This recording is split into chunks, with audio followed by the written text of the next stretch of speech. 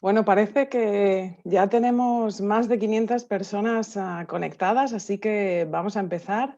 Me presento, yo soy Mila Font, trabajo en el Departamento de Comunicación de Médicos Sin Fronteras desde hace 9 años y empecé a trabajar en Médicos Sin Fronteras en el año 94. He estado en diferentes misiones, Somalia, Ruanda y también bueno, pues, gestionando epidemias, en este caso de cólera. Es un orgullo para mí estar hoy presentando esta primera charla COVID-19 con nuestro presidente y este encuentro online con todos vosotros, que sois nuestros socios, colaboradores. Gracias a todos vosotros estamos donde estamos y podemos llegar donde llegamos, y lo que hemos hecho ha sido bueno, pues plantearos esta charla como una oportunidad para poder responder a todas las preguntas que queráis hacernos. Hola David, buenas tardes. Hola, buenas tardes, Mila. Hola a todos. En este rato, que van a ser unos 45 minutos, lo que vamos a hacer ha sido, bueno, hemos recibido muchísimas preguntas de vuestra parte, han sido casi 1000 preguntas. La verdad es que estamos encantados, por un lado, por el interés que suscita esta charla, pero también por la confianza que mostráis haciéndonos todas esas preguntas. La verdad es que es un orgullo para nosotros. Compartir esta charla con quienes sois parte fundamental de esta organización, y lo que queremos es, por un lado, bueno, pues compartir las experiencias que tenemos, compartir los retos a los que nos enfrentamos y los desafíos que tenemos ahora mismo por delante. Lo que vamos a hacer es organizar estas preguntas que nos habéis enviado. Sí que queremos mencionar que bueno, no es posible responder a todas las preguntas que nos habéis hecho, y lo que hemos hecho ha sido bueno, elegir dos bloques para esta primera charla, pero sí que vamos a tener próximas charlas en las próximas semanas tratando cada uno de esos otros temas que nos estáis preguntando, pero lo haremos pues, acompañados de especialistas de cada uno de esos temas. Bueno, comentamos un poco dónde estamos. Como podéis ver, yo estoy ahora mismo en mi casa, en Valencia. David está en la oficina de Médicos Sin Fronteras, ahora nos lo contará. Sabemos que estos días, estas semanas no están siendo un momento fácil para nadie. Hay esta situación de confinamiento, la incertidumbre que vivimos ahora mismo, el sufrimiento por ver a nuestras personas queridas enfermas, o incluso algunas que han fallecido sin poder acompañarles.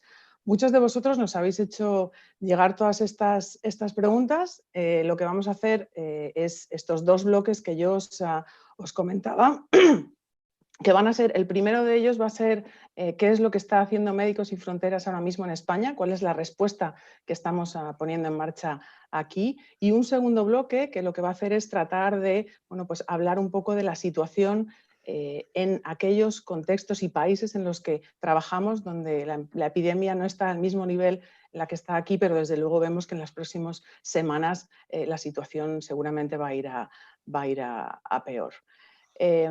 Yo, si os parece, bueno, hemos habilitado también un espacio para que podáis hacer preguntas durante esta charla, y lo que haremos será la tercera parte de esta charla, la dedicaremos también a responder todas esas preguntas que nos vayáis haciendo.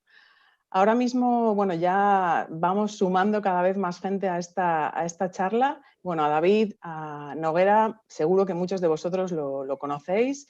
David es presidente de Médicos Sin Fronteras desde hace 4 años, pero él empezó a trabajar con la organización hace ya casi 20 años, en el año 2001. Es médico y ha trabajado en diferentes posiciones dentro de Médicos Sin Fronteras, en proyectos y también en la sede.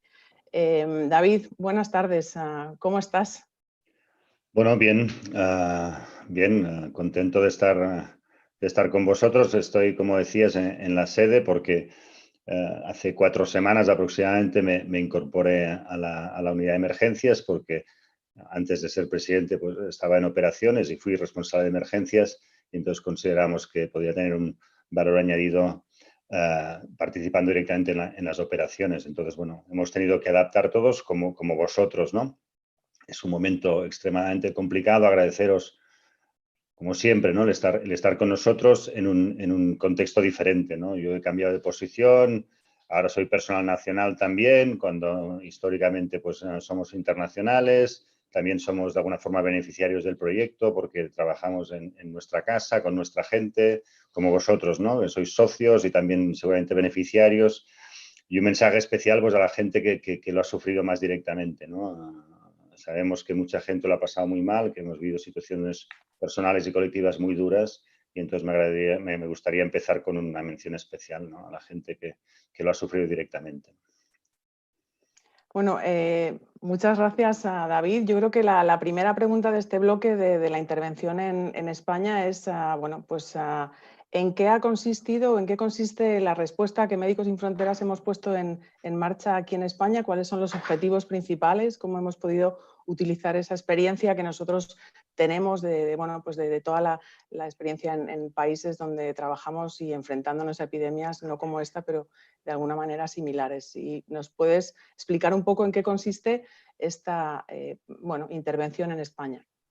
Sí, de una forma breve, obviamente nosotros todo el personal sanitario que teníamos aquí entre misiones o que había vuelto, lo que hicimos fue inyectarlo al sistema de salud, no tenía sentido, entendíamos nosotros empezar un hospital de Médicos Sin Fronteras en España sabiendo que, ¿no? que el sistema de salud precisaba de profesionales, ¿no? Con lo cual articulamos la intervención alrededor de 4 ejes. El primero es que, bueno, en Médicos Sin Fronteras tenemos mucha experiencia en reconvertir sistemas sanitarios pensados para el día a día, para la normalidad, a situaciones extraordinarias de catástrofe humanitaria. Y entonces tenemos un servicio que hemos puesto a disposición de todas las autoridades donde proponemos incluso un modelo de adaptación del sistema sanitario y hacemos un cierto intercambio de opiniones, trabajamos con ellos en el sentido de, bueno, de pensar pues eso, estrategias de reconversión del sistema de salud para adaptarlo a la situación excepcional que estamos viviendo. Es un cierto servicio de asesoría estratégica, si queréis. El segundo elemento de intervención es más específico, en el sentido de que hemos ofrecido nuestra asistencia y esto creo que lo habéis visto más en los medios, incrementar la capacidad hospitalaria. Hemos desarrollado lo que llamamos un módulo de 100 camas COVID.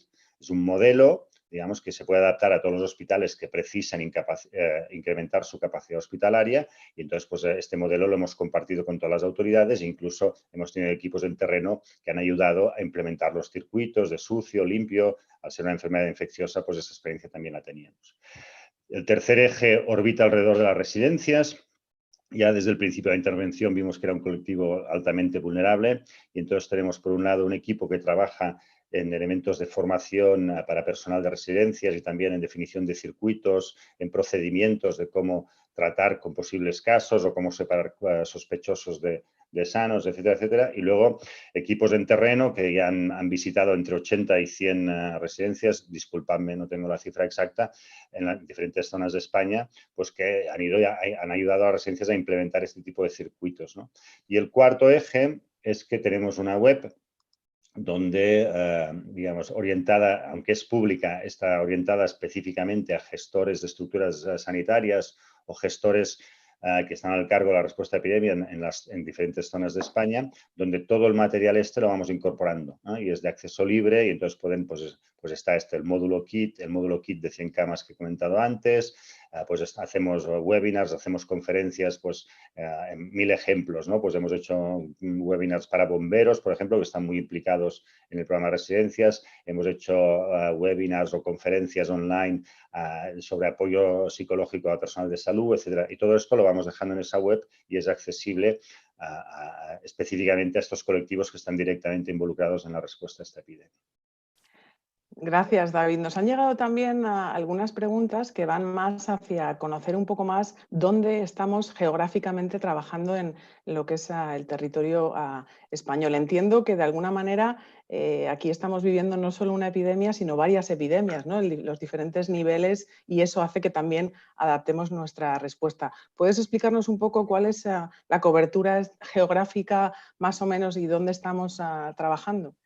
Sí, donde trabajamos depende de varias casuísticas, ¿no? Obviamente los focos principales de esta epidemia, como sabéis, han sido Madrid y las zonas de Castilla y León y Castilla-La Mancha que hacen frontera con la Comunidad de Madrid, Cataluña, el País Vasco, La Rioja, y a riesgo de olvidarme alguna, estas han sido básicamente las que han sufrido mayor incidencia, mayor número de casos, incluso mayor mortalidad. Entonces, aquí es donde se concentran nuestros esfuerzos. También ha venido en función de la gente que teníamos disponible. Entonces, en las zonas más densamente pobladas, obviamente, tenemos más recursos, más gente que se puede movilizar. Y también ha dependido un poco de la relación que hemos sido capaces de establecer con las autoridades, ¿no? Ha habido zonas, por múltiples factores, ha habido zonas donde nuestra ayuda ha sido muy bienvenida y entonces enseguida nos hemos podido integrar en una respuesta coordinada y hemos tenido más capacidad de implementación. Hay otras que por diferentes casuísticas, porque la situación estaba más controlada o porque no han pensado que no necesitaban nuestro apoyo, pues ahí nos ha costado más implementarnos, ¿no? Entendiendo, obviamente, que tenemos una capacidad limitada. Es decir, vosotros que conocéis bien la organización sabéis que el grosso de nuestro personal sigue estando en las zonas clásicas donde trabajamos, ¿no? Hemos tenido que tirar de recursos que teníamos aquí en España, insistiendo, como he dicho al principio, que los sanitarios les hemos pedido que se incorporaran al sistema de salud, que nos parece lo más razonable. Sí, es esa. También nos han estado llegando algunas preguntas, como decía, ya no solo de qué está pasando en España, yo creo que ahora más o menos hemos recogido qué es lo que estamos haciendo aquí. Si luego hay alguna pregunta de alguien específica, pues podemos ir contestándola, pero a mí me gustaría pasar ya a ese segundo bloque que tenemos, que es qué está pasando ahora mismo en los contextos donde trabajamos, ¿no? Porque además ha habido muchas de las preguntas que nos han llegado han ido, bueno, pues mirando o preguntando qué es lo que va a pasar en esos lugares, sabiendo la situación que se vive en muchos de ellos, que de alguna manera es una crisis continua, ¿no? ¿Cuál es la situación ahora mismo en esos contextos donde trabajamos? Yo creo que todo el mundo entiende el momento excepcional que vivimos y creo que un público como los socios y las socias de Médicos Sin Fronteras, quizás por el compromiso con la organización y porque muchos llevan muchos años con nosotros, pues tienen un nivel de conocimiento, como decías tú, ¿no? Con los contextos clásicos en los que trabajamos, ¿no? Y si podemos sacar alguna cosa buena de esta epidemia en España, que algunas cosas tendremos que sacar, ¿no? Pues es eso, ¿no? Es entender que la salud es un fenómeno absolutamente global y quizás una cierta capacidad de empatía, de entender que si esta epidemia aquí está generando este nivel de sufrimiento, este nivel de angustia, este nivel de dolor, pues qué va a ser o qué está siendo y qué será el COVID en los contextos clásicos en los que Médicos Sin Fronteras trabaja, ¿no? Aparte, creo que hay que poner un elemento encima de la mesa y creo que es importante. Este es un acto de información, de comunicación. Me hubiera gustado hablar con vosotros antes, disculpadme, hemos estado francamente ocupados, pero nos parecía fundamental en términos de comunicación y en términos, si queréis, también de rendición de cuenta, pues explicaros, ¿no? Que tuviéramos este encuentro, ¿no? Y creo que es importante que sepáis que también es un momento excepcional para la organización. O sea, nunca habíamos tenido las 25 misiones que se llevan desde Médicos Sin Fronteras de España, todas a la vez en situación de emergencia. Si hablamos de Médicos Sin Fronteras Internacional, tenemos 70 misiones que están en emergencia. A esto tenemos que añadirle que tenemos emergencias también donde tenemos presencia institucional, no operacional, como en España, donde tenemos oficinas, pero no tenemos operaciones. Estamos trabajando en España, estamos trabajando en Portugal, estamos trabajando en Argentina. Es decir, la situación es absolutamente excepcional. Quiero compartir con vosotros también dificultades que estamos teniendo. Obviamente podréis entender que el recambio de nuestro personal internacional está siendo complicadísimo. El tráfico aéreo está reducido a su mínima expresión y esto está complicando muchísimo los reemplazos naturales de los 700 trabajadores internacionales que tenemos en el terreno. Pues los que acaban misión, los que teníamos que enviar a que empezaran, los refuerzos que queremos enviar a misión, pues está siendo muy complicado. También el material, sabéis que sois conscientes de las dificultades que hay de importación material, pues imaginaos en el tipo de contextos que trabajamos. Entonces, quiero compartir con vosotros este momento de dificultad institucional también, organizativo, ¿eh? Dicho esto, Médicos Sin Fronteras, esta es nuestra esencia. Nosotros, la crisis es nuestro entorno natural y estamos intentando poner en valor toda nuestra experiencia, todo nuestro conocimiento y nuestra capacidad de gestionar este tipo de situaciones para intentar reducir la morbilidad y la mortalidad de esta enfermedad aquí y en los contextos clásicos. He hecho una introducción muy larga, Mira, perdóname. Ahora voy a tu pregunta. Bueno, tenemos todas las misiones en modo COVID en modo emergencia COVID, intentando, obviamente, preservar actividades fundamentales que teníamos antes. Es evidente que sigue habiendo conflictos, sigue habiendo heridos de guerra, sigue habiendo crisis nutricionales, malnutridos graves, sigue habiendo otro tipo de epidemias de sarampión. Sabéis que el ébola tuvimos la maldita noticia de que no pudimos cerrar cuando pensaba que ya lo habíamos derrotado por fin el ébola de Congo, etcétera, etcétera. Entonces tenemos todas las misiones en modo emergencia. ¿Qué hacen? No va a ir al detalle de las 25 porque sería muy largo, pero bueno, básicamente tienen un patrón común. Están trabajando, pues eso, explorando capacidades de incremento de camas hospitalarias en los hospitales de referencia. Tenemos que poner en contexto que en toda África hay 5.000 camas de UCI, que son aproximadamente las que hay en Madrid a día de hoy, en la Comunidad de Madrid. O sea, ampliando capacidad hospitalaria, estamos buscando capacidad de ventilación de oxígeno en todos estos contextos, que es complicadísimo. Estamos trabajando con las comunidades, haciendo salud pública, cómo evitar contagios en comunidades. Estamos trabajando, reforzando vigilancias epidemiológicas. Estamos trabajando en la formación del staff, en todo lo que es ponerse los trajes EPI, los circuitos de desinfección, etcétera, etcétera. En definitiva, estamos aplicando todo el decálogo de medidas que tenemos para las epidemias, que en rasgos generales son parecidas a un cólera, pero con las particularidades del COVID, ¿no? Y en este sentido estamos aprendiendo también es un escenario nuevo para nosotros y estamos aprendiendo, ¿no?, a medida que hacemos las intervenciones. En definitiva, una emergencia global, una situación sin precedentes para Médicos Sin Fronteras de España, para Médicos Sin Fronteras Internacional. Pero bueno, como decía al principio, nacimos para esto es nuestra esencia, es nuestro entorno natural. Y como somos gente tozuda y perseverante, pues bueno, intentaremos, digamos, seguir teniendo impacto con las personas y las poblaciones a las que servimos. Hay también algunas preguntas de algunos de nuestros socios y colaboradores que lo que quieren saber es, bueno, cómo dentro de Médicos Sin Fronteras decidimos a nivel organizativo cómo priorizar y qué hacer en un lugar y en otro cuando estamos hablando del reto de, para responder a esta epidemia estamos a la vez respondiendo a muchísimas epidemias o emergencias que están pasando en estos países. ¿Cómo estamos haciéndolo, pues, por ejemplo, en países a lo mejor como Yemen, que vive un conflicto terrible, o otros países en guerra, donde bueno, pues, la situación ya es terrible de por sí y ahora se le suma esta nueva epidemia, ¿no? ¿Cómo priorizamos? Bueno, es una pregunta extremadamente relevante porque es una pregunta que nos hacemos cada día en Médicos Sin Fronteras y a todos los niveles, ¿no? Esta es una organización que tiene que tomar decisiones durísimas porque pues en Yemen, por ejemplo, podríamos tener 20 proyectos y tenemos 3, ¿no? Y los que llevamos un tiempo en esto y también vosotros, pues yo creo que podemos entender lo que significa no abrir un proyecto. Muchas veces lo decimos, ¿no? Lo más duro en Médicos Sin Fronteras es no abrir una intervención, ¿no? Porque de alguna forma puedes intuir lo que esto va a significar para la población, ¿no? Entonces, no tenemos una hoja de cálculo perfecto donde ponemos las variables y nos sale un mapa del mundo donde tenemos que ir, ¿no? O sea, hacemos asunciones con hipótesis, más o menos con la información que tenemos, que nunca es completa, nunca es perfecta. Intervenimos bajo el mandato que nos hemos dado en Médicos Sin Fronteras, que conocéis, ¿no? Nuestro mandato es claro en el sentido, intentamos salvar vidas, aliviar el sufrimiento y restaurar la dignidad de las personas.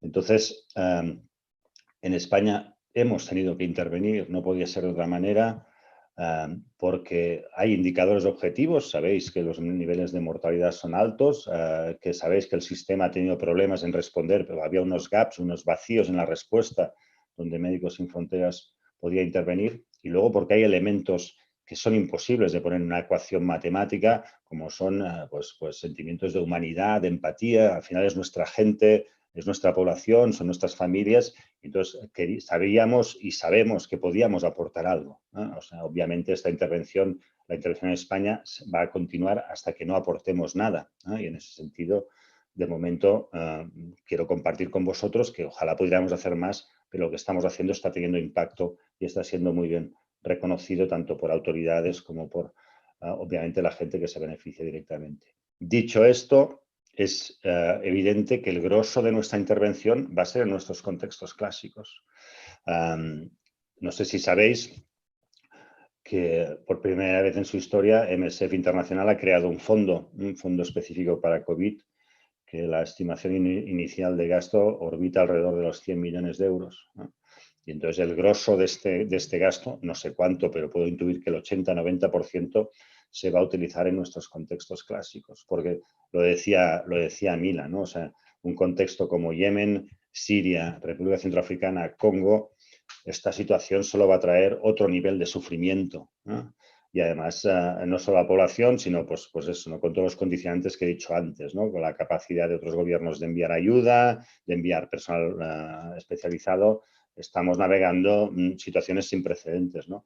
Entonces, donde vamos a intervenir es básicamente donde ya tenemos misión, porque ya tenemos recursos, conocemos a la gente, tenemos capacidades de desplegarnos rápido, y luego estaremos atentos a otros contextos quizás no tan clásicos, donde si tenemos capacidad operativa, si nos queda algo de capacidad operativa, sabiendo que ya estamos al 100%, pero si encontramos recursos extra, pues intentaremos también hacer otros contextos.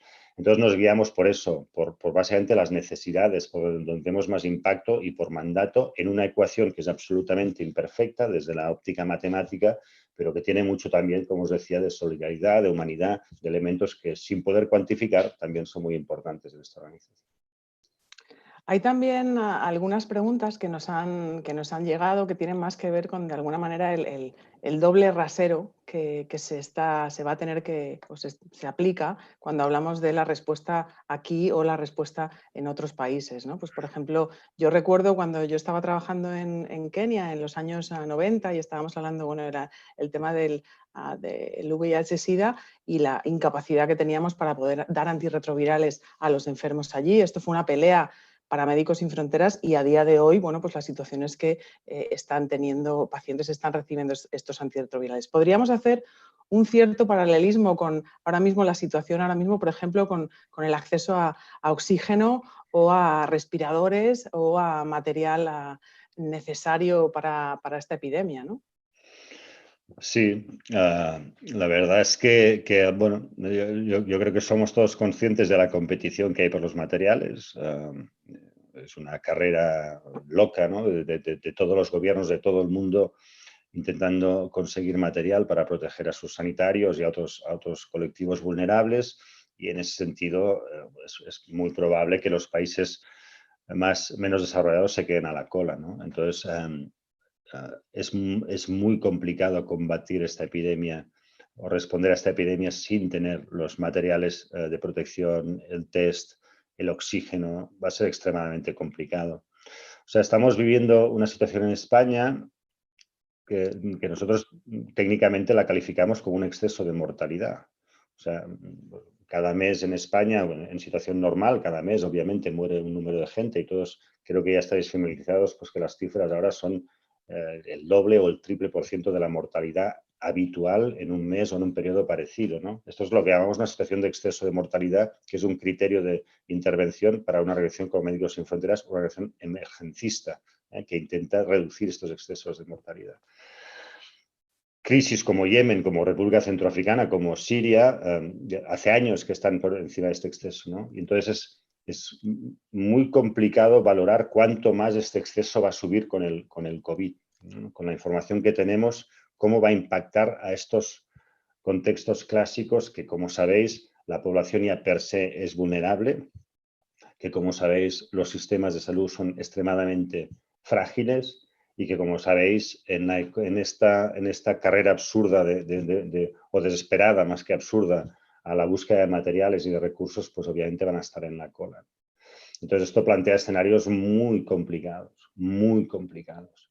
Pero bueno, como insisto, la alternativa de no hacer nada no es una alternativa, ¿eh? Con lo cual intentaremos, pues eso, contribuir con nuestra experiencia. Estamos intentando, obviamente, proveer de materiales lo antes posible también a nuestros trabajadores, a los trabajadores de los ministerios de salud en los contextos en los que trabajamos. Estamos intentando también traer test y, como os decía, ya estamos incrementando capacidades hospitalarias, estamos buscando sistemas de oxígeno, cómo producirlos localmente, etcétera, etcétera, etcétera, ¿no? Pero se antojan, ya estamos viendo situaciones complicadas y se antojan unas semanas y unos meses por delante de mucho sufrimiento. Yo creo que además a todo esto, y por acabar un poco con este tema, hay que bueno, pues sumar también a la dificultad que va a haber en muchísimos de estos lugares para muchas organizaciones para poder responder, los problemas de financiación pública que va a haber en algunos de ellos, y esto va a suponer, no es tanto a lo mejor un problema para Médicos Sin Fronteras, porque nosotros tenemos bueno, pues el apoyo de todos vosotros para poder hacer este trabajo, pero sí que lo que va a ocurrir seguramente es que las necesidades que no están cubiertas van a aumentar, y eso va a hacer bueno, pues que también bueno, haya pues mucho más trabajo que hacer, ¿no?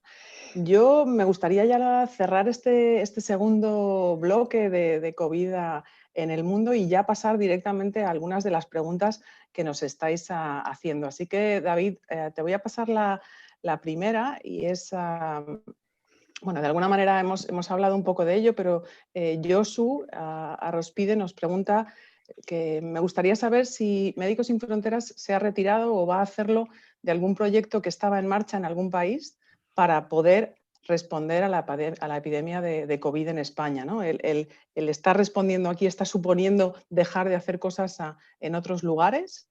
No, rotundamente no. O sea, lo que sí que estamos haciendo, para ser honesto, o sea, sí que en las misiones nos va a tocar priorizar, es decir, en las misiones estamos haciendo un ejercicio de identificación de actividades esenciales porque necesitamos más músculo operativo para venir para intentar, digamos, responder a esta epidemia sobrevenida, pero en ningún caso ha sido al respecto de la intervención en España. Obviamente la intervención en España también está costando dinero, ¿no? O sea, nosotros tenemos unos recursos limitados gracias a vosotros, y creo que esta situación también, por un ejemplo reciente, demuestra la importancia de tener financiación privada de socios versus de otros gobiernos, porque va a haber instituciones que van a ver recortada muy significativamente su contribución por parte de gobiernos. Entonces, obviamente, el gasto en España, que decir que es un gasto que no va a pasar en misiones, pero en ese sentido os puedo garantizar, como decía antes, que el grosso de la intervención va a seguir siendo en nuestros contextos clásicos. Pero no ha sido a coste de cerrar ninguna actividad que hemos abierto en España. Sí que, como decía, las misiones están en un ejercicio de maximización o de identificación de prioridades esenciales, pero para digamos, recuperar ese músculo, para identificar músculo para las nuevas necesidades que están afrontando ya por esta epidemia. Tenemos también otra pregunta, esta vez es de Fernando Gómez, y él nos dice que de cara al futuro, ¿qué se puede hacer para afrontar de mejor manera a una nueva pandemia? ¿Y nos podemos anticipar para evitar una nueva pandemia? ¿Qué estamos aprendiendo y cómo podemos aplicar lo que estamos aprendiendo para el futuro? Ojalá, ¿no? Ojalá, Fernando, pues aprendamos de esto, ¿no? Yo lo he mencionado antes, la idea esta del concepto de salud global, que en Médicos Sin Fronteras tenemos tan interiorizados. Esta también ha sido la oportunidad para gente que a veces nos critica que no ayudábamos aquí, ¿no? Un discurso de estos de ¿por qué no ayudáis en España donde hay tantas necesidades? Pues que ha demostrado que nosotros ayudamos cuando las necesidades son agudas, ¿no? Ojalá entendamos que la salud es un elemento global, como lo son también las crisis humanitarias, los conflictos. Creo que todo el mundo entiende, todo el mundo que tiene una cierta inteligencia, una cierta capacidad de entender elementos complejos. Las guerras no pasan per se, ya no hay guerras locales. En las guerras, si vas mirando los actores, siempre encuentras gobiernos extranjeros. Entonces, lo que no vale o es una respuesta inmadura o poco consistente, es decir, bueno, yo me ocupo de la guerra, pero los refugiados no es mi problema, ¿no? O sea, no puedes desordenar algo y no, digamos, no asumir un cierto nivel de responsabilidad. Ojalá aprendamos, en definitiva, que no podemos tener unas bombas de relojería en nuestro patio de atrás y vivir de espaldas pensando que nunca nos van a estallar, ¿no? Entonces, creo que sí, creo que vamos a aprender algo porque al final una cosa que hemos aprendido es que una pandemia es extremadamente cara, y que por tanto la preparación es siempre mejor que la respuesta. Y luego, pues eso, la necesidad de reforzar organismos multinacionales o internacionales versus agendas más locales que no sirven para combatir una pandemia, es evidente.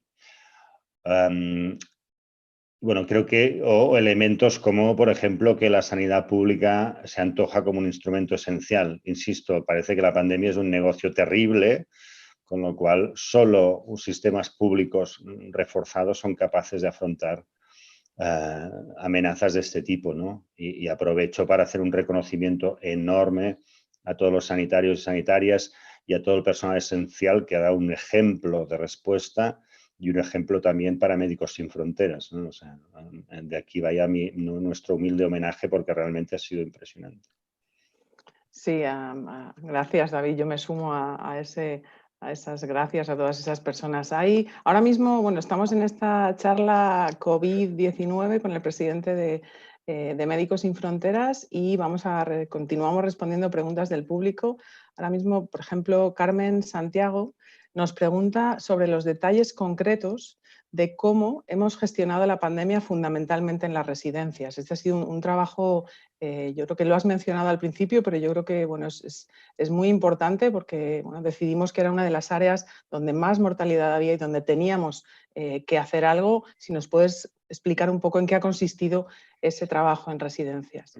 Bueno, lo primero ha sido, también hemos aprendido muchísimo nosotros. No es la primera vez que hacemos intervenciones en España, pero las últimas, Mila se acordará, pues hace 20 años trabajábamos en Canarias o con migrantes que llegaban en patera. Pero bueno, sí que hemos aprendido pues, a navegar el sistema aquí, que también es complejo, el sistema de gobernanza, las competencias de las diferentes instituciones. Y luego, las residencias también, porque depende mucho de la comunidad. Pero bueno, las residencias también son un conglomerado muy particular. No tiene nada que ver una residencia de alto standing, como entenderéis todos, con residencias que hemos visto que incluso en situaciones de normalidad, la verdad es que cuestionaríamos si la gente puede estar en bienestar en ese tipo de instalaciones.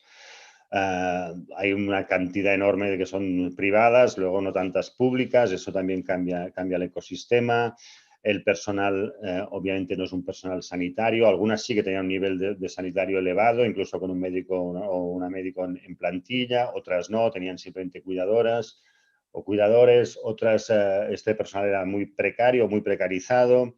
Y entonces, luego la casuística de cada una. Hay algunas sin casos que lo que te piden es que les ayudes a blindarlas de alguna forma. Y hay otras donde la situación está absolutamente fuera de control con mortalidades altísimas, porcentajes de infección entre residentes en la residencia y el personal absurdos, del 70-80%, donde hay poca alternativa a evacuarla y desinfectarla entera, ¿no? Entonces, bueno, nos hemos encontrado un universo muy dispar de casuísticas en cada residencia. Obviamente hemos intentado priorizar las que estaban más afectadas. Y eso, y lo que os decía, ¿no? Básicamente nuestras intervenciones son de reforzar pues, la separación, o sea, si se puede separar una residencia entre los sospechosos confirmados versus los que pensamos que no están contagiados, pero claro, ante la ausencia de test que han tardado mucho en llegar, pues ha sido complejo, lo hemos tenido que hacer con otros criterios de definición de caso, de sospecha clínica. Todo el tema de la limpieza, los protocolos y materiales de limpieza, todo el tema de protección de personal, hacerles formaciones específicas. Entonces lo hemos hecho en genérico, hemos diseñado un modelo y hemos colgado, como os decía, materiales en la web y en las 80 o 100 que hemos intervenido, pues lo hemos intentado adaptar a la casuística de cada residencia. Si me permites un inciso, una cosa nueva que hemos hecho también es que algunas de residencias muy distantes a donde tenemos los equipos, hemos hecho evaluaciones virtuales, ¿eh? Con alguien de la residencia, con una cámara, con un teléfono, y entonces hemos visitado y teniendo nosotros, por ejemplo, los planos de la residencia, pues a distancia hemos intentado hacer también esa evaluación virtual. Me gustaría contestarte de una forma más concreta, pero es que realmente la casuística es como muy dispar, ¿no? Como decían, en función de la infraestructura visitada. El problema fundamental ha sido, bueno, nosotros fuimos muy persistentes al principio, nosotros entendíamos que las residencias desde el día 1 se tenían que englobar en la respuesta a la epidemia y tenían que ser parte del sistema de salud, porque estas separaciones de que hay en muchas comunidades entre sanidad y servicios sociales, esto crea barreras innecesarias.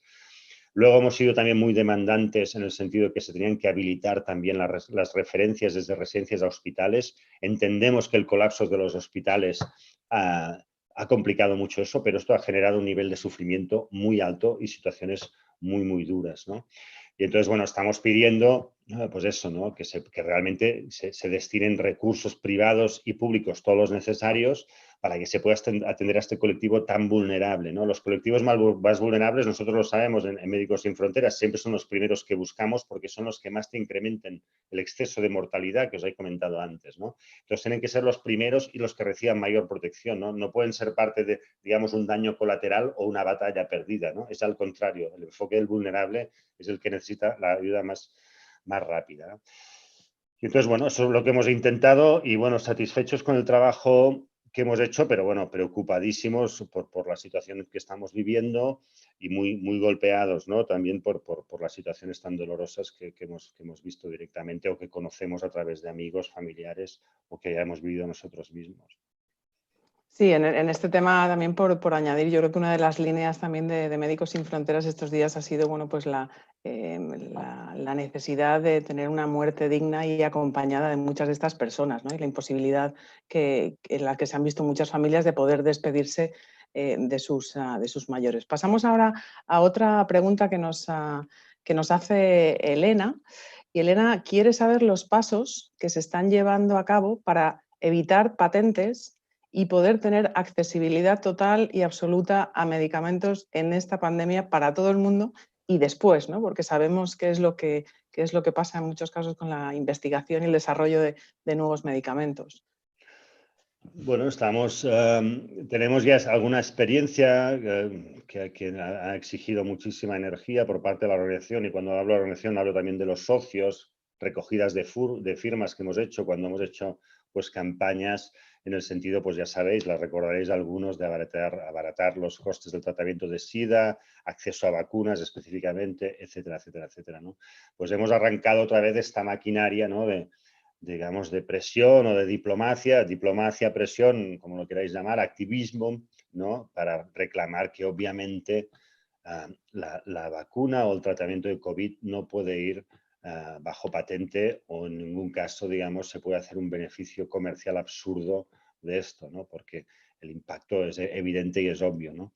Entonces, bueno, estamos haciendo todo tipo de negociaciones. Sabéis que tenemos canales de interlocución con muchos organismos internacionales. Y bueno, y también seguro que en un momento dado os animaremos a que nos apoyéis con esto, ¿no? Esperemos que la vacuna salga cuanto antes, esperemos que encontremos ni que sea una vacuna de estas más blanda, pero que ya nos ayude incluso, que se produzca más rápido, pero que sí sea un elemento que tengamos de lucha contra este virus, que salga un tratamiento profiláctico, etcétera, etcétera, etcétera, ¿no? Evidentemente, hay mucha gente que está trabajando en esto, mucha industria. Sabéis que nosotros tenemos una relación con la industria farmacéutica algo tensa, por decirlo suavemente, ¿no? Pero bueno, esperamos que los frutos se vean rápidos y podamos pasar, digamos, y que todos nuestros operativos se dediquen a vacunar de COVID en el mundo, ¿no? Esperemos que esta noticia llegue cuanto antes.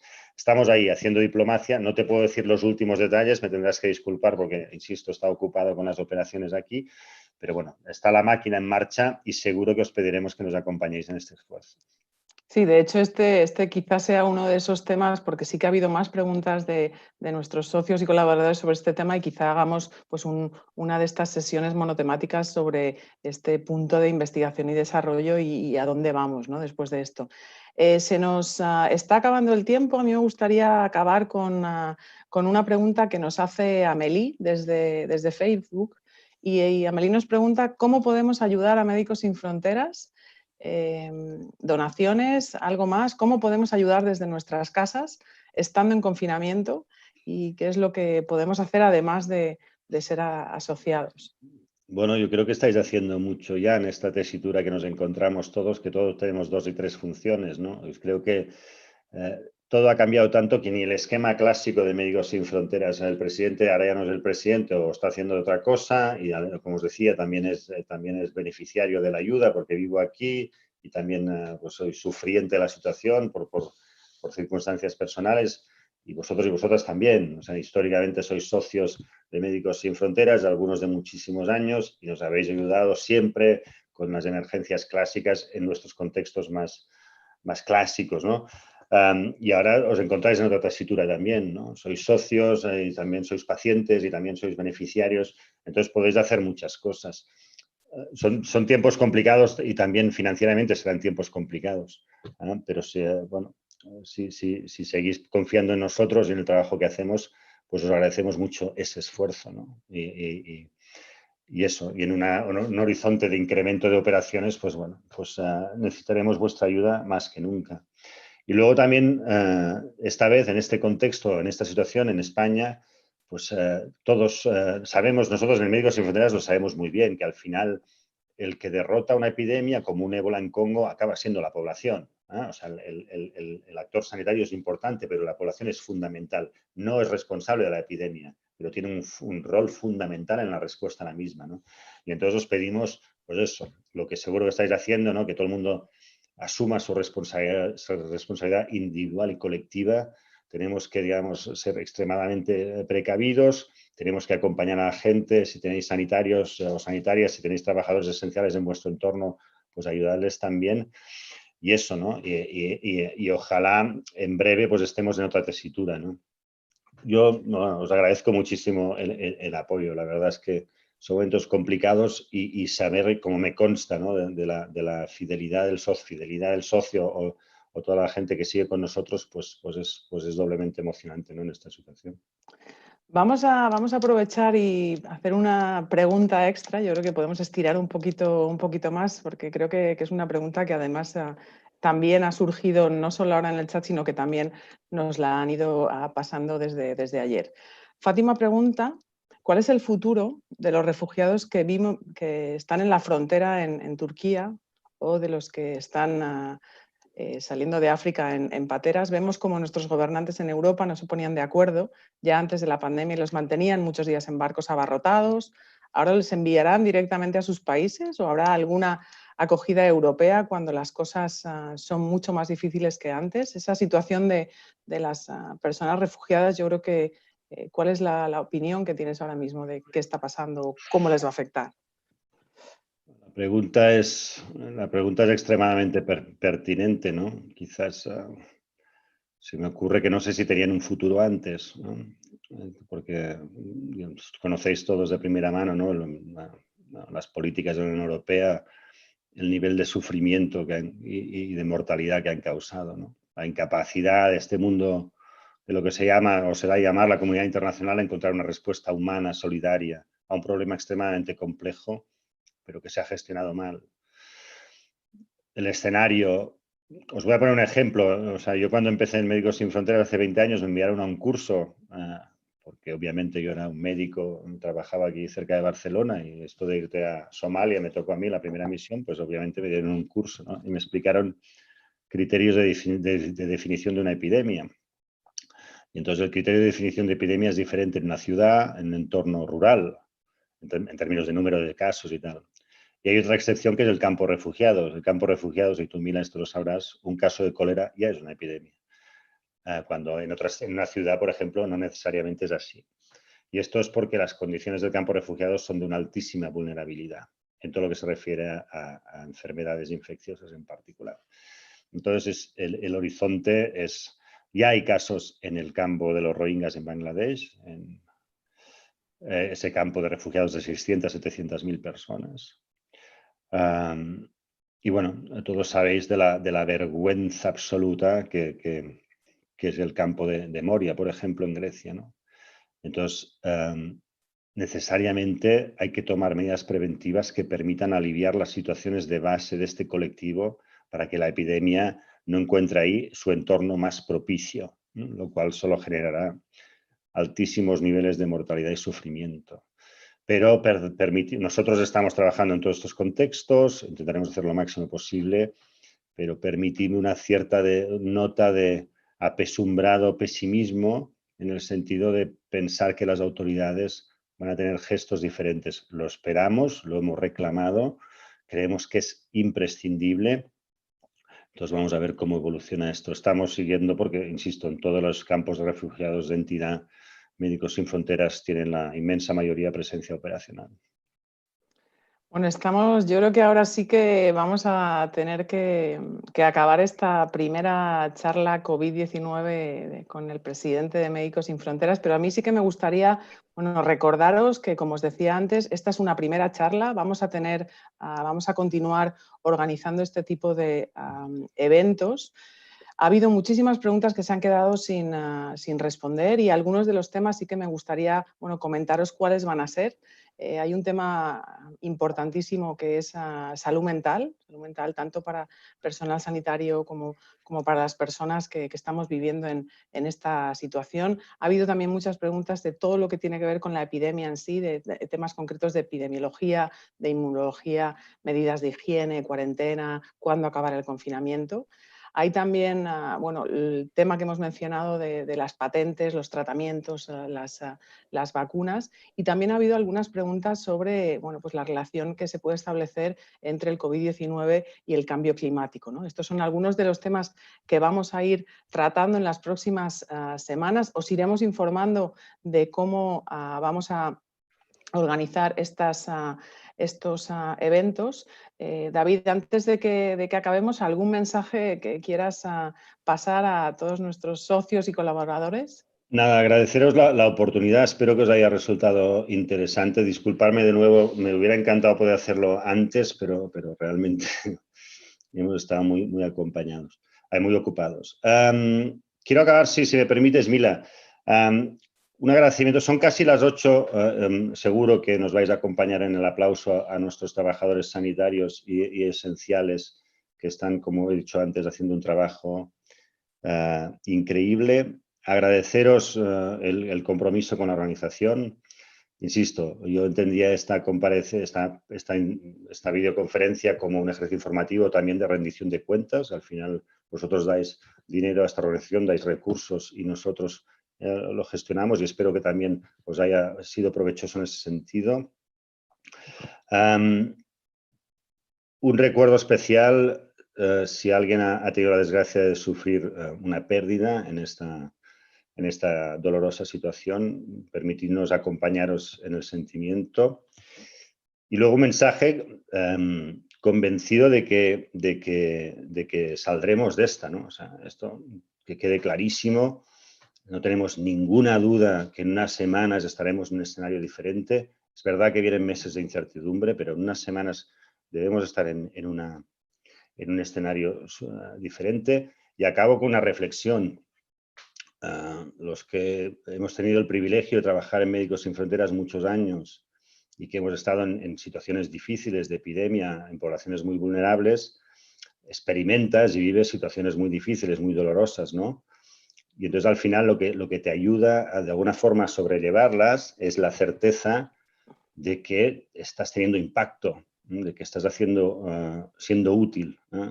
Y entonces transmitiros la certeza de que esa sensación en España la tenemos, la sabemos, nos lo han dicho la gente con la que hemos trabajado a diferentes niveles y también las autoridades a las que estamos asesorando, y compartir esa sensación de, en estos momentos tan complicados, ser útiles, hacerla extensiva a toda la gente que forma parte de Médicos Sin Fronteras, donde vosotros sois también un elemento esencial de esa ecuación. Entonces, entendiendo que quizás es difícil saber cómo puedo ayudar o cómo hacer cosas, pues que sepáis que eso, ¿no? Que estamos siendo útiles, que estamos teniendo impacto y que lo estamos haciendo entre todos. Y nada, espero veros pronto en una nueva conexión cuando podamos y agradeceros pues este rato y las preguntas y todo este rato tan agradable, incluso en estas circunstancias que hemos compartido. Muchas gracias. Bueno, muchas gracias, David. Como decía, son casi las 8. Ahora nos vamos todos a aplaudir a todo ese personal que mencionaba David, a toda esa gente que se está dejando la piel día a día para que podamos continuar como estamos continuando. Y ya no solo el personal sanitario, yo creo que también a todas esas personas que trabajan en las tiendas de alimentación, en los servicios de limpieza, mensajeros o un larguísimo etcétera, ¿no? Acabamos aquí, sí que nos veremos en próximas sesiones. Estamos juntos, juntos saldremos adelante, seguimos en contacto y cuidaos mucho. Muchísimas gracias.